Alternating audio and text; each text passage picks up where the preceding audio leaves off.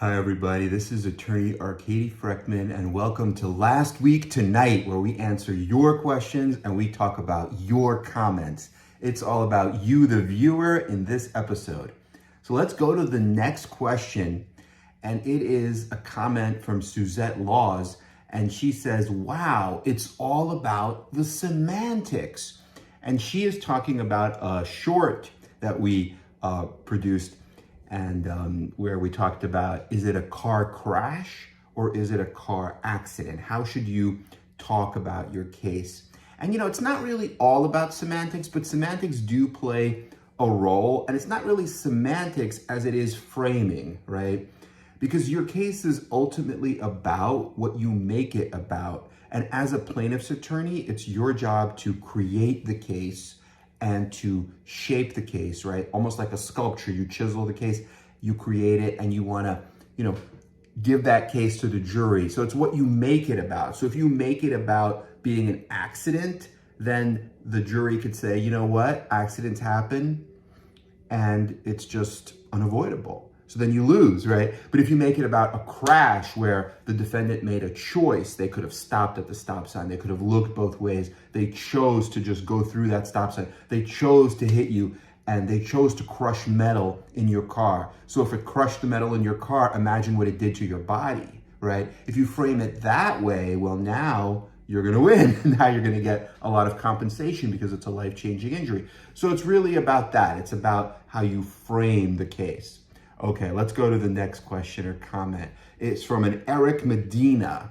And we're about like 2-3 weeks behind, so I'm gonna try to catch up. So I apologize for that. I guess we're getting a lot of comments and questions, which is great. Thank you, everyone. So he says he's been recommended for an L4, L5 replacement, an S1 fusion bone graft with instrumentation, a C2, C5, C6 replacement, and a C5, C6 fusion. So that's a very serious surgery that he needs to get. And he's heard that so many values, literally none make sense. And he has a simple question, but no attorney can nor will give a real answer. He had 3 epidural lower back injections. He's had radio frequency ablations to his lower back. And he's had a plasma transfer of the low back, and he's doing the neck soon. And he's going to need 1 more round of lower back before he goes to the full scary surgery route that was my fault admitted by company. So I guess the company admitted it was their fault, and it's a commercial vehicle and he was a passenger.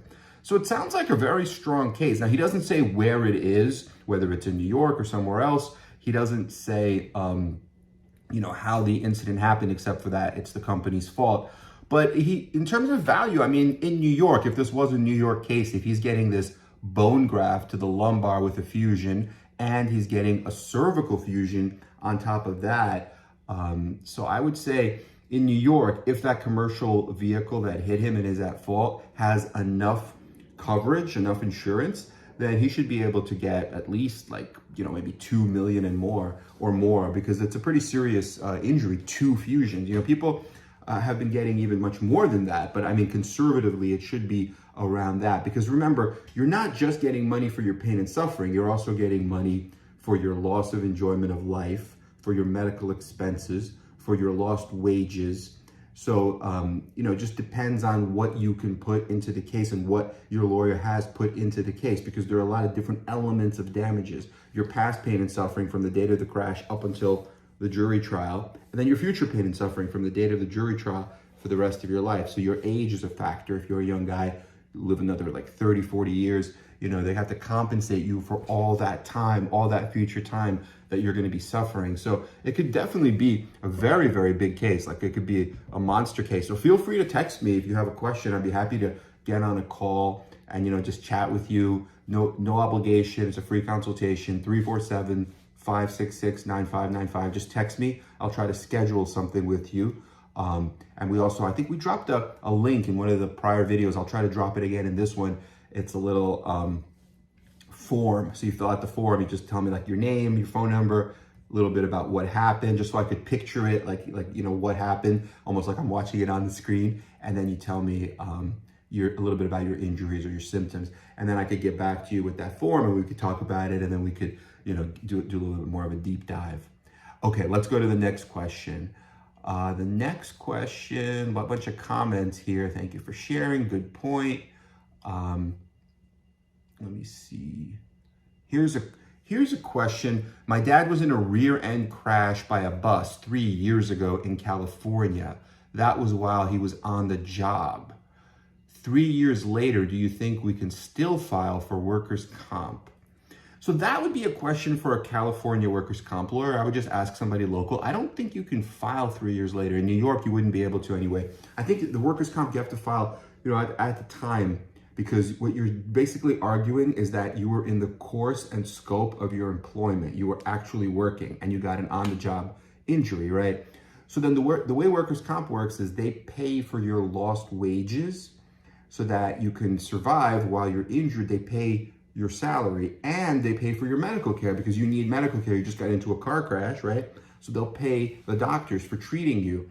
And you have to go to these administrative hearings with a workers' comp judge, with the insurance company for your employer, and then, with your lawyer. And it's administrative, and then the judge will approve your treatments and the judge will approve your payments.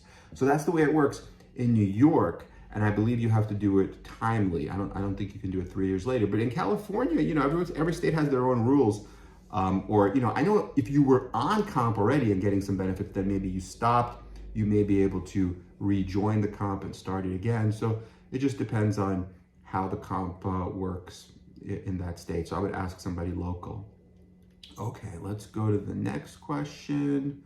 We have some comments. Thank you for sharing. Here's a quick question. What's going on today? I wanted to know how long after the deposition does it take to get to mediation, if there's going to be one? Thanks for all your knowledge. Well, there's no set time. So the way it usually works is that a mediation is non-binding, meaning you have a mediator, a judge, you have the plaintiff, the person suing, you have the defendant, right? Everyone has to agree to go to a mediation. Now, sometimes the court will say, hey, this is a court mediation, you have to do it. So then you just go because the court forces you to go to a mediation. If it's a private mediation, everyone has to agree. Once everyone agrees, you just show up and then you present your case. You say, look, this is my evidence, this is my information.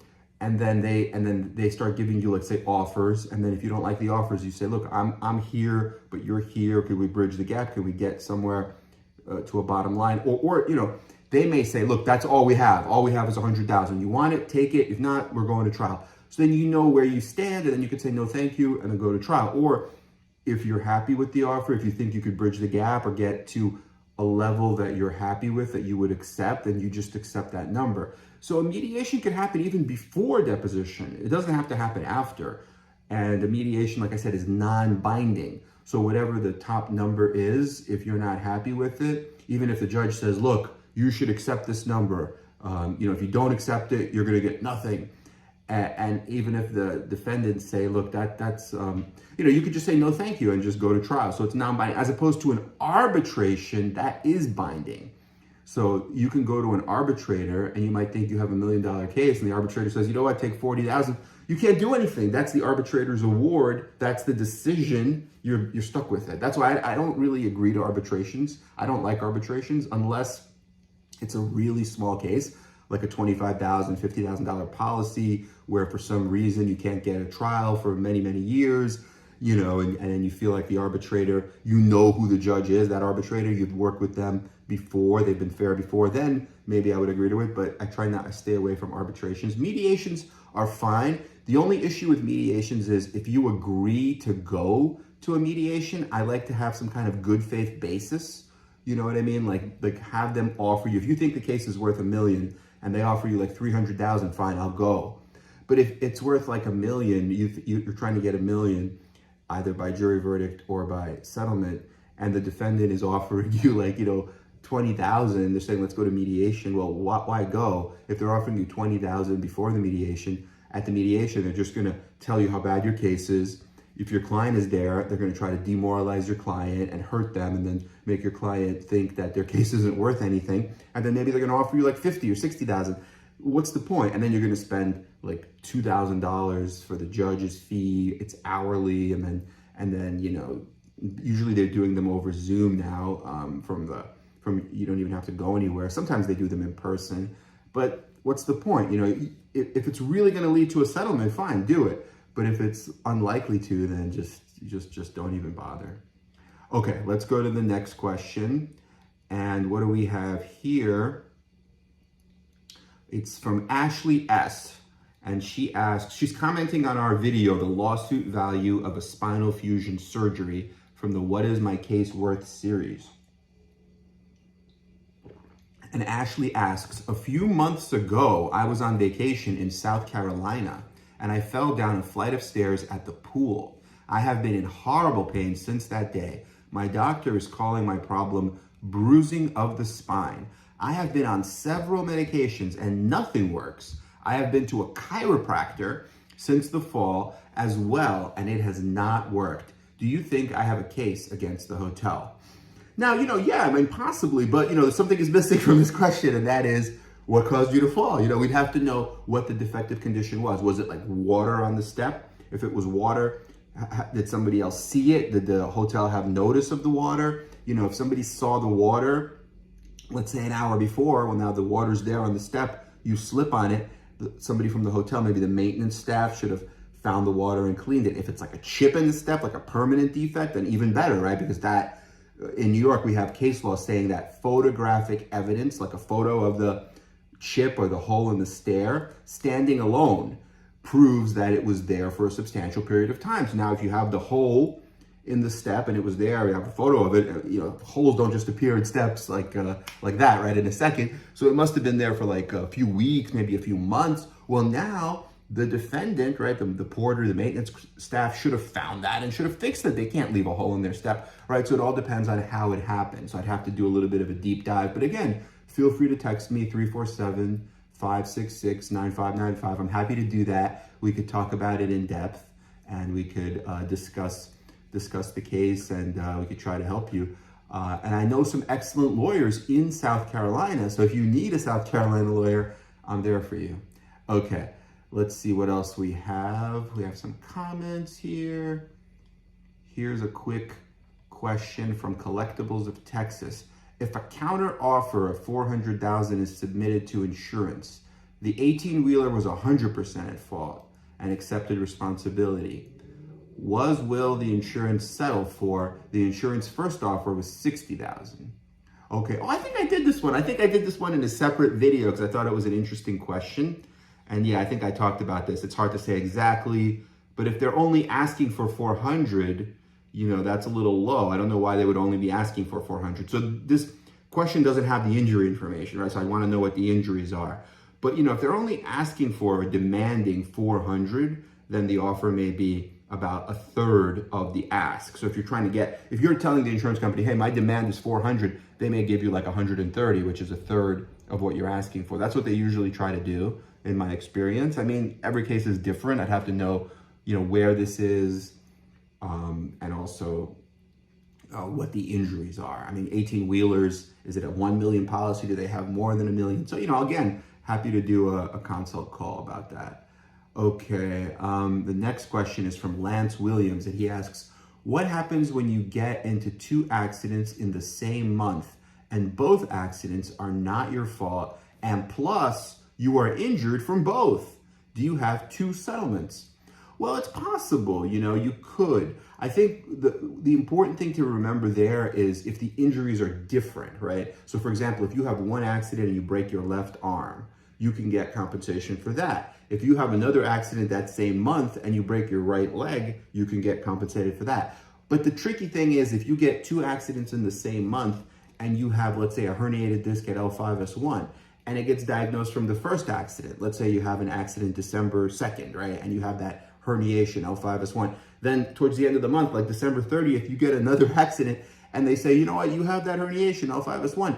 Well, now the second accident becomes tricky because you've already had that injury. So you have to show how the second accident made that injury worse or aggravated it or exacerbated it. And it's such a short period of time, just a few weeks, a few days apart, you may not be able to do that. So then in that scenario, it might be better to just pick one of them and just get your treatment for one of them because, having too many in the same month might be like a soup, and it's just gonna be like impossible to figure out what's what. And it's all gonna like blend together and it's gonna be just too confusing. So I don't I don't think that's usually very good for the plaintiff. So yeah, so it just depends on the injuries. You want to make sure the injuries are distinct, you know, which crash caused which injury. Okay, the next question is from Tiffany Gilliam, and she asks, I can't seem to remember someone's name, even after telling me 20 times in 5 minutes. It takes me remembering for no reason of the blue something, but I should have learned in process of daily life. My brain doesn't process it 2 days later or months later. It's very frustrating. And I've been told that I have, the doctors just shrug her off. Yeah, so that sounds like it could be a symptom of what's known as mild traumatic brain injury. And she's responding to a comment, or she's commenting on our video, is a concussion a traumatic brain injury? Is a concussion a TBI? So yeah, it sounds like it could be a symptom of a TBI. What I would recommend is to get the right medical care. What you want to do is see a neurologist that's familiar with traumatic brain injury, and perhaps that neurologist could then refer you to a neuroradiologist to do some scans, and then also maybe perhaps if you need it to a neuropsychologist that could do some testing. Usually those three all together are the gold standard for like proving a traumatic brain injury if you have one in a lawsuit. Okay, I hope that was helpful. And then Blake Woodcrest. The perfect example of a true philanthropist and professional attorney, Arkady Frekhtman. Oh, thank you. Thank you, Blake. Wow, that's really nice. That's a really nice thing to say. Yeah, I mean, I try to help out, as much as I can. I try to give my knowledge as much as I can. So I really appreciate that. Okay, then we have some comments, and then we have a quick question from a Mike Guerra. Do you bring up the Economist report while negotiating at a settlement conference? And how much do you value that report while trying to settle a case? That's a good question. I think I also did a separate video to answer that question.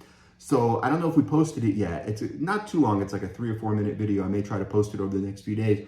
But just briefly, I think, I believe, yeah, an economist's report will show your lost salary, right? Your lost wages. It could also show things like union benefits, fringe benefits, all your losses, the value of household benefits also. So yeah, you definitely want to use it at a settlement conference, because if you're ultimately going to be settling the entire case, right, the whole enchilada, you're going to be settling for pain and suffering, loss of enjoyment of life, and then you're also going to be settling for like past and future medical expenses, because if it's a serious injury, you're going to have future medical expenses, and your economist working with your doctor can say, look, you're going to have, for example, physical therapy twice a week. Each session is $100 for the rest of your life, and they're going to say what that is for the rest of your life. It could be a huge amount. If you had a spinal fusion, you may need another fusion to fix this fusion, right? Or you may get adjacent segment disease. And if your doctor says with a reasonable degree of medical probability, you will have that adjacent segment disease, you will need another fusion, that could be like $100,000 fusion that you're going to have. So that's medical expenses that you're entitled to, right? And in the same way, your lost wages, if you make $100,000 or whatever, $50,000 a year, and you're a young guy and you can't work, and for the rest of your life, that could be a huge amount, plus inflation and all the different economic indicators that cause it to rise up, right? So yeah, absolutely. You should definitely use that if you're serious at a settlement conference. If it's a big case and you're trying to settle it, use everything.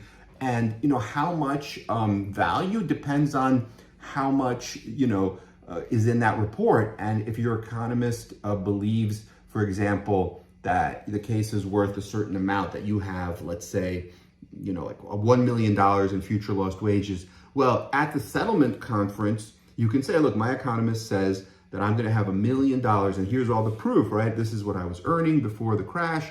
Now I'm not able to work. So, and here's the report, and this is why I'm entitled to it. Now, they may not pay you $1 million just for lost wages, right? They may say, okay, we'll take that into effect, and our offer is like $2 million for everything, including the lost wages, including the pain and suffering. But it does play a role. There's no real formula. At trial, if they believe your economist, then they can give you the full $1 million, right? But then there's certain things that the defense lawyer can do to try to cross-examine the economist to say, look, maybe they would get another job, or maybe they would make money other ways, and then try to lower that, right? So it's the same thing at trial. If they don't believe your economist 100%, they may not give you the full $1 million, they might give you $600,000 or whatever. So it works the same way. So it's hard to say exactly how much value the report will have, but if you have lost wages, definitely use it. Definitely have an economist. Definitely use the report, and it could definitely be helpful. Okay, so I hope this has been helpful. Let us know what other questions you have. We are here for you. Please like and subscribe to our channel, and we're going to do more videos to answer your questions. Okay, everyone, have a great day. Talk to you very soon. Bye-bye.